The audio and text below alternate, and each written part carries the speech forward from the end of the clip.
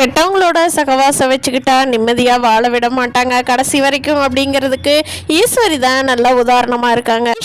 ஐஸ்வர்யாவை படுத்துகிற பாட்டில் ஐஸ்வர்யா உண்மையை சொல்லுவாங்களா இல்லை ஈஸ்வரியோடவே சேர்ந்து எல்லாம் பண்ணுவாங்களா அப்படிங்கிறத நீ வரப்போகிற எபிசோடில் பார்ப்போம். சேனல் இன்னும் சப்ஸ்கிரைப் பண்ணாதவங்க சப்ஸ்கிரைப் பண்ணிக்கிட்டு கண்டினியூ பண்ணுங்கள். தமிழ்ச்செல்வி எல்லா பக்கமுமே இந்த 7.5 லட்சத்துக்கான ஏற்பாட்டை பண்ணியிருக்காங்க.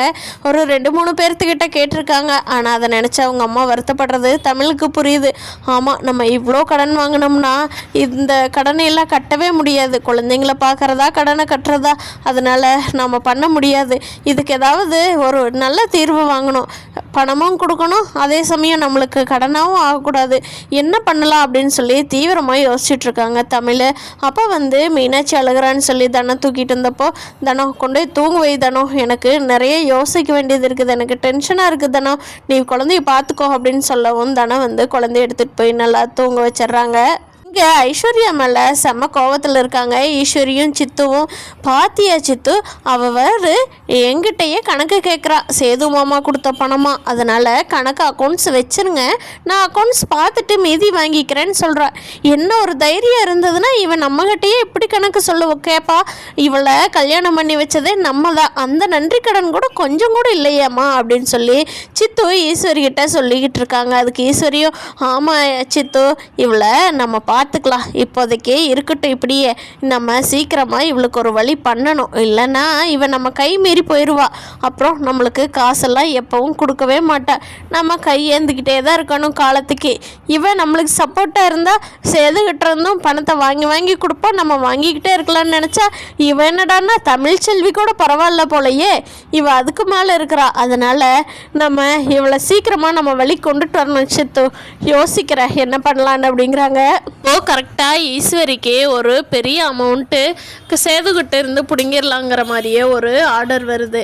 அது என்னென்னா ஒரு டெண்டர் வருது. அந்த டெண்டரை சேதுவுக்கு இல்லாமல் வேறவங்களுக்கு வாங்கி கொடுத்துட்டா, சேது அதில் சைன் போட்டு கொடுத்துட்டாருன்னா மட்டும் போதும், 10 லட்சம் கொடுத்துட்றேன் அப்படின்னு சொல்லி ஈஸ்வரிக்கு ஒரு ஆர்டர் வருது.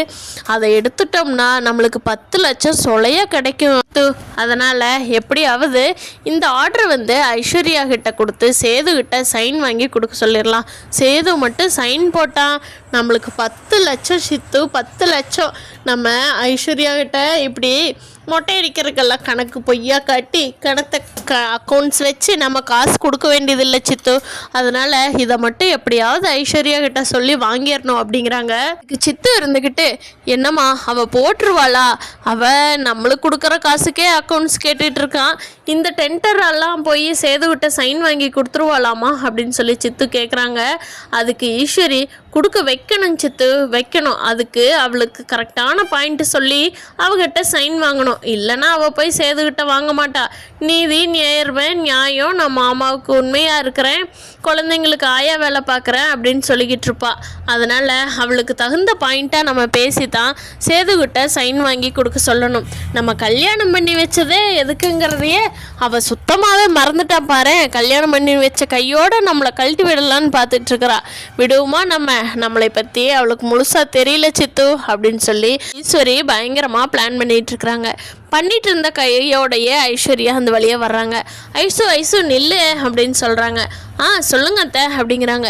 என்ன குழந்தை தூங்கிருச்சா, நீ என்ன ஃப்ரீயாக இருக்க அப்படிங்கிறாங்க. அத்தை அழகர் தூங்கிட்டான், அதனால தான் சரின்னு சொல்லிட்டு கீழே வந்தேன், மாமா எங்கேயோ கீழே கூப்பிட்ட மாதிரி கேட்டுச்சு, அதனால தான் பார்த்தேன் அப்படிங்கிறாங்க.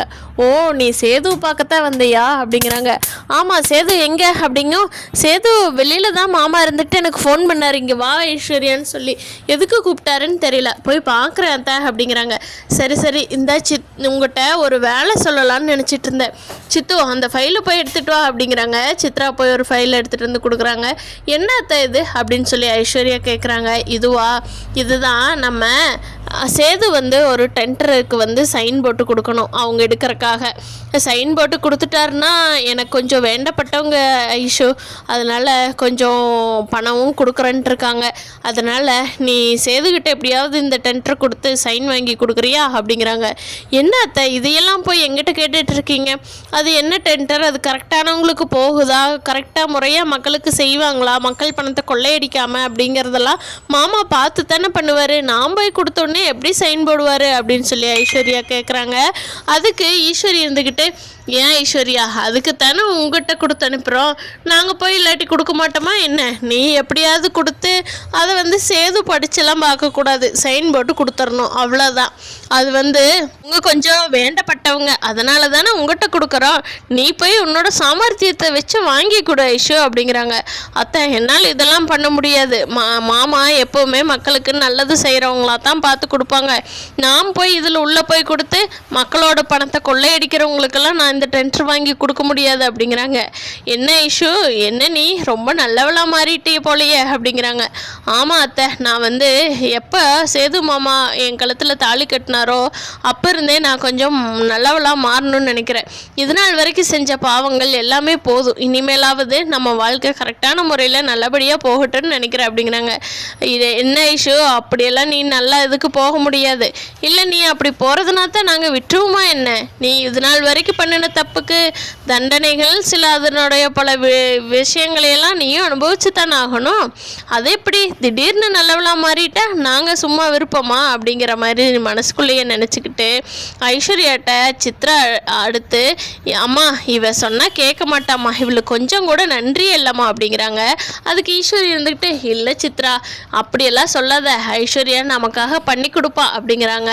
ஐஸ்வர்யா, இல்லைத்த கண்டிப்பாக என்னால் முடியாது, நீங்கள் வேற ஆளை பார்த்துக்கோங்க அப்படின்ட்டு ஐஸ்வர்யா கிளம்பி போகிறாங்க. அப்போ ஈஸ்வரி குறுக்காட்டி, இங்கே பாரு ஐஸ்வர்யா, இதுக்கெல்லாம் நீ சைன் வாங்கி கொடுக்குற, அப்படி நீ கொடுக்கலன்னு வச்சுக்கோ, ஏன் ராஜாங்க மாமா ஜெயிலுக்கு எப்படி போனார், ஏன் போனார், யாருனால போனார் அப்படிங்கிற விஷயத்தையெல்லாம் நான் எல்லாத்து முன்னாடியும் கூப்பிட்டு சொல்லிடுவேன். அது மட்டும் இல்லை, தமிழ் ஏன் இந்த வீட்டை விட்டு வெளியே போனால், அந்த ஜெனி கல்யாணம் நடக்கிறதுக்கு யார் காரணம், யார் ஃபோனில் பேசுனாங்க, எல்லாமே இந்த வீட்டில் இருக்கிறவங்ககிட்ட எல்லாம் சொல்லிடுவேன் ஐஷு.